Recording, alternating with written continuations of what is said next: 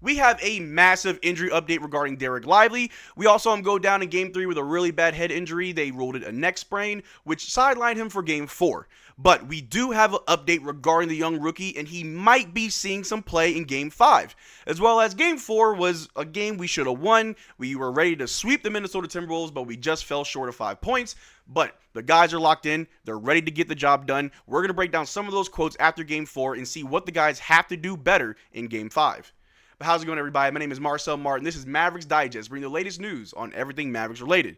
And before we get started with today's video, man, we're sitting at 9,737 subscribers. You guys have been showing me so much love on this channel, but you already know we're on our road to 10K subs. So if you want to be up to date on any news, live streams, or giveaways that we do on this channel, make sure you subscribe so you don't miss out on a single thing that we do.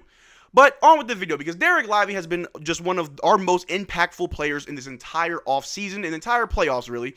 How he's just been amazing. He's our third most reliable player, in my opinion. He has our highest plus minus, the second highest plus minus in NBA history amongst all rookies in the playoffs. And his presence, or the lack of presence, was definitely felt in Game 4 as we only lost by 5 points to the Minnesota Timberwolves. Luke and Kyrie didn't have that much of an efficient game. Our bench stepped up. Jaden Hardy had a great game, but it just wasn't enough. We definitely needed that presence down low, as Karl-Anthony Towns was able to just attack the paint. Rudy Gobert was able to get rebounds. Even Anthony Edwards was able to score in the paint as well. And the updates have been kind of iffy lately, as we've been just trying to see when Dereck Lively will return. This was tweeted out earlier today. The report saying that D-Live should be available for Game 5. That gave me a little bit of hope, but it was followed up by this report later in the day by Shams saying there's obviously a chance that Dereck Lively could play in Game 5. The good news for the Mavs is that he is not currently in concussion protocol. Shams on the big man status for Mavericks Timberwolves Thursday night, which is great because I know a lot of us were worried that was a concussion. A lot of people didn't believe the reports that it was a neck sprain and that he actually has a concussion. And Dereck Lively, only being 20 years old, I think it would be very irresponsible for not just the team, but for himself to force himself back into the game if he's not able to, especially if he actually does have a concussion. We don't want to risk anything else with the big guy. I mean, he's been through so much this season. He's had his own set of injuries. He had to wear that face mask for weeks. He lost his mother before the playoffs. He had to deal with another injury towards the end of the season. He's been through a lot this year, but he is a fighter. He has proven that he is exactly what this Dallas Mavericks team needs. And the official update that came just 20 minutes before I started recording this is that Dereck Lively II has been upgraded to questionable for Game 5, and that is huge. Now, it's not a definite yes, he's good, and if we look at the injury report, Luka is also questionable, but he's been questionable pretty much for the whole playoffs, and Omax is still out. He still has that left ankle sprain, but Maxey is no longer on the injury report, so it's a good thing because Maxey, in my opinion, had a great game. I mean, his first game back wasn't spectacular, wasn't flashy, but he forced 2 turnovers with 2 big charges on Karl-Anthony Towns. He had good passes, played good defense, and if we can get Maxey ramped back up, especially by the time we are in the finals, because I know we're going to make the finals, Maxey will be huge for us.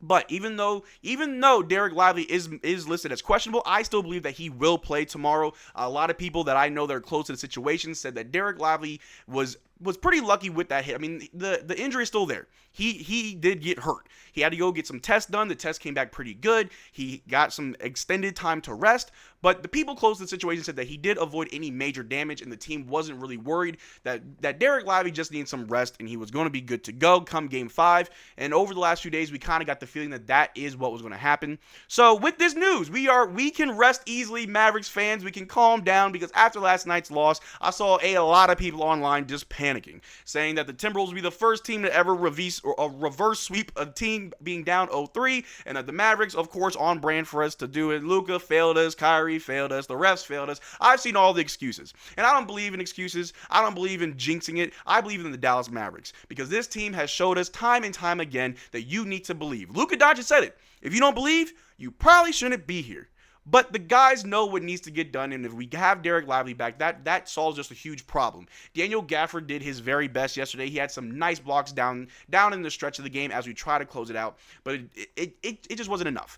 Dereck Lively is such a huge focal point to this team. The way his presence down low is felt on defense as well as offense. I mean, he is an amazing lob threat. He has not missed a single shot in this series against the Minnesota Timberwolves. Not that many shots. I think he's maybe 12 of 12 or 14 of 14, but he hasn't missed a shot. His rebounding has gotten a lot better. His passing has gotten a lot better. I love the way that he can actually defend on the perimeter. Earlier in the season, whenever guards would switch off and get Lively on the perimeter, they'd blow right past him and get an easy bucket.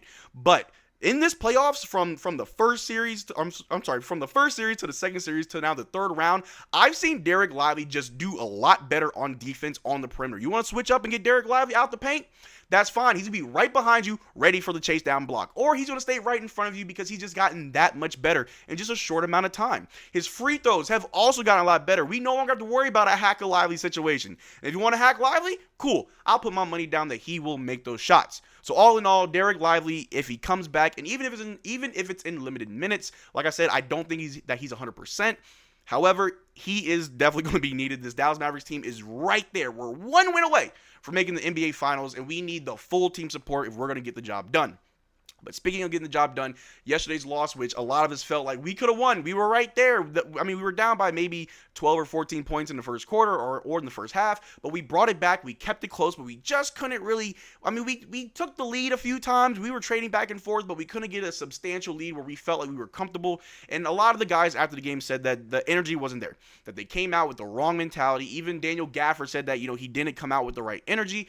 But these guys are focused. They are locked in. I was watching a lot of the post-game interviews, and they are ready to go. If we just take a look here, Daniel Gafford on the Mavs mindset for Game 5, saying, "We was expecting to be happy at the end of the game, and now we're pissed off." And that's what I like to hear. I don't want to hear the refs were against us. They got all these free throws. It's just one game. No, I want my guys fired up. I want them angry. I want them so locked in that when we go to Minnesota, they may as well call it Dallas Part 2 because we own it, and the landlord going to collect his rent.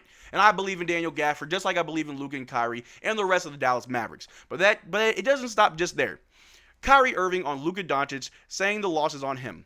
He's not loading this. I expect him to say something like that, especially knowing how much he cares and how much he wants to win. We didn't play with the best energy.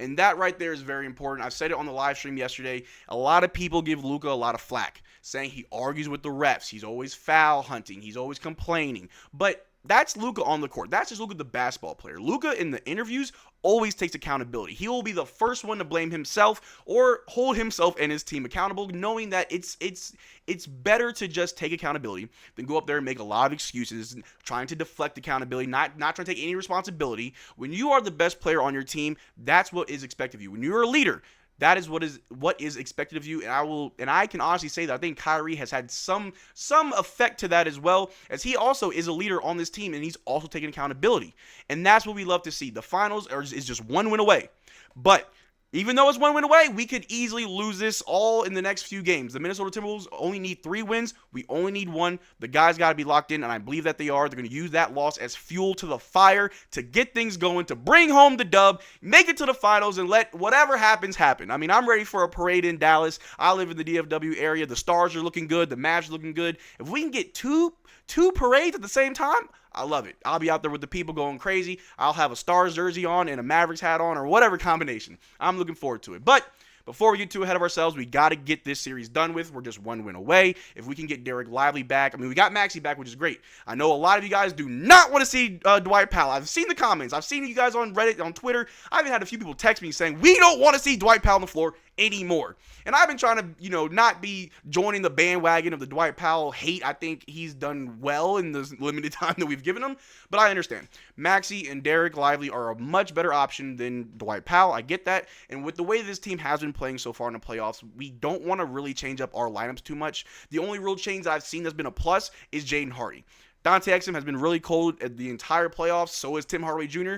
But Jaden Hardy is showing us that he's ready to take that next leap in his career. I hope we keep him in the next few seasons because he's going to be huge for us down the road.